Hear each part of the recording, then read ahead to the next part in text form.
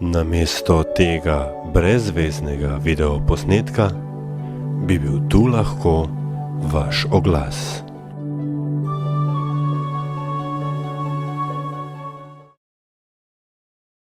Poslušate in gledate Radio Kaos. Približno 120 ljudi je včeraj protestiralo proti temu, da bi mestni svet Mestne občine Ljubljana sprejel odlok o cestno-prometni ureditvi, ki ureja zaporo mestnega jedra.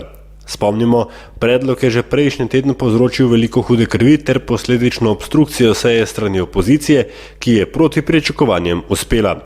Združenje civilne iniciative Ljubljane Cilj so včeraj ponovile svoje zahteve. Peter Mezek. Da si majčken časa vzame in malo globje razmisli o teh zadevah, ne? Da se ne bojo potem take stvari dogajale, kot naprimer, da celo kategorijo ljudi, naprimer kolesarjev in tako naprej, ne, pozabijo. Ne.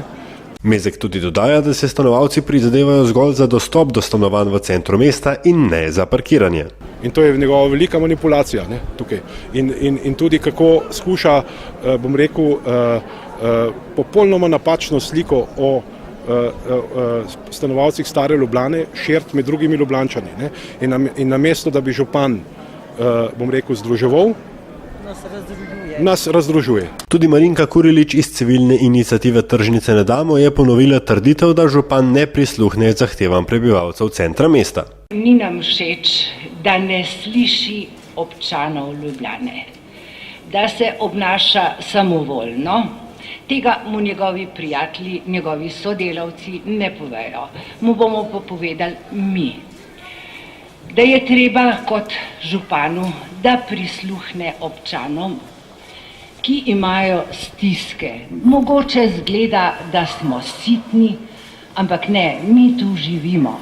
No, resnice na ljubo je treba povedati, da je prav civilna iniciativa Tržnice ne damo napovedala okroglo mizo o gradnji garažne hiše pod tržnico, na kateri sta udeležbo potrdila tudi župan Janković in podžupan Koželj. Sicer pa je župan Janković včeraj nagovoril protestnike. Arkade, promet mene tudi zelo moti, ampak predtem je bil tam promet z dobavitelji, ki so tam vsi parkirali in je bilo isto zaparkirano, da imamo nova parkirna mesta, začasno.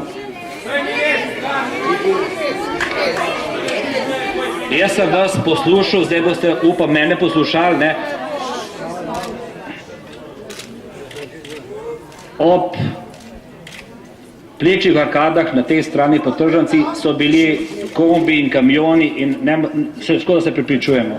Če mislite, da vas ne poslušal, se mote, vendar rešitve niso enostavne. Kolegi iz opozicije, ki so zadnjič zapustili sejo, če bi ostali pa dali neke predloge, bi bili upoštevani. Te predlogi, ki so bili pripravljeni.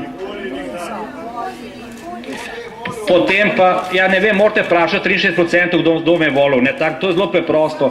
Na včerajšnjem nadaljevanju seje je župan sicer dodal nekatere amandmaje, ki so se, poleg že obstoječih amandmajev SDS in Nove Slovenije, pojavili v vmesnem času, a je opozicija zahtevala umik točke z dnevnega reda. Predlog je bil zavrnjen, sledila je vrsta proceduralnih zapletov, zaradi katerih je opozicija ponovno zapustila sejo. A tokrat obstrukcija ni uspela, saj so bili člani liste Zorana Jankovića na seji prisotni v polni postavi, poleg tega pa sta v dvorani ostala tudi samostojni svetnik Janez Gopač in svetnik Desus Aleš Kardel. Odlok o cestno-prometni ureditvi je bil tako sprejeto pa je bilo tudi 15 od 30 amandmajev, nekatere med njimi je predlagala opozicija. Med njimi je verjetno najpomembnejši ta, da boste imeli v urgentnih primerih 24-urni dostop v zaprto cono tudi 2 vozili taksi prevoznika, ki bo izbran na javnem razpisu. Vendar opozicija ni zadovoljna. Boštjan Cizelj, SDS. Gospodu županu je uspelo pridobiti pač tiste manjkajoče glasove, skratka discipliniral je svojo listo in jaz mislim, da zadeva s tem še ni končana. Civilna iniciativa bo še naprej delovala, kot sem obveščen, ne nazadnje gre tukaj za življenje, pač način, obliko ljudi, kako se bodo soočali s temi težavami, tako da moram pa reči, da sem nekoliko razočaran, predvsem ne toliko na tem, da je bila zadeva sprejeta, ker to pričakovano pa predvsem nad odnosom župana do mestnega sveta, svetnikov in nenazadnje tudi do samih Ljubljančanov in Ljubljančank. Župan Janković pa je nasprotno s sprejetim odlokom zadovoljen, čeprav priznava, da le-ta povzroča tudi nekaj nevšečnosti. A v isti sapi dodaja, da je imela opozicija več kot dovolj časa, da vloži amandmaje, ter da je sprejeta ureditev dosti boljša od prejšnje. Ali je torej zgodba z mestnim prometom končana in če, za koliko časa? Župan Janković. Zame je zgodba zaključena za današnje razmere. Promet je živ organizem in ga bo treba stalno spreminjati, čim bojo prišli neki novi pogoji za to. Jaz mislim, da prvi novi pogoj za spremembo tega cestnoprometne ureditve bo z izgradnjo obeh garažnih hiš pod Kongresnim trgom in pa pod tržnico, in pa ko se bo zgradila ta povezovalna cesta, ki bo tekla Roška-Njegoševa z mostom čez Ljubljanico in praktično navezavo na rondo pri Žalah in potem z rondo pri Žalah na rondo pri Tomačevem z novo štajersko voznico. Za Radio Kaos, Aljaž Pengov Bitenc.